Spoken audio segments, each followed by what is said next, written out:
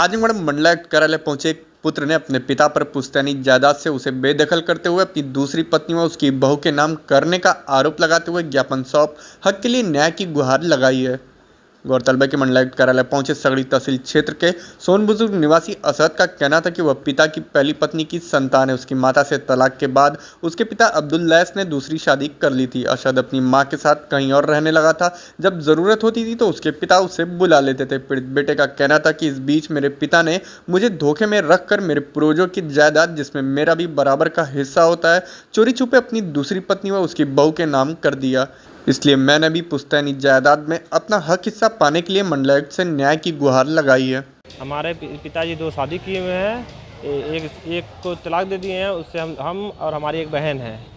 तो फिर दूसरी शादी की है वो, तो दूसरी शादी से एक लड़का है, 2 लड़के उनके हैं। तो हम यही चाहते हैं कि पुश्तैनी ज़मीन थी हमारे पिता की, तो उसमें क्या है कि हम वो सब हिबा कर दिए हैं अपनी दूसरी औरत को और दूसरी बहू को। हमको कुछ नहीं देने का वो कर रहे हैं, कुछ नहीं देना चाह रहे हैं हमको। तो हम यही चाह रहे हैं कि हमको बराबर से हिस्सा मिले हमको, उसमें हम यही दरख्वास्त चाह रहे हैं।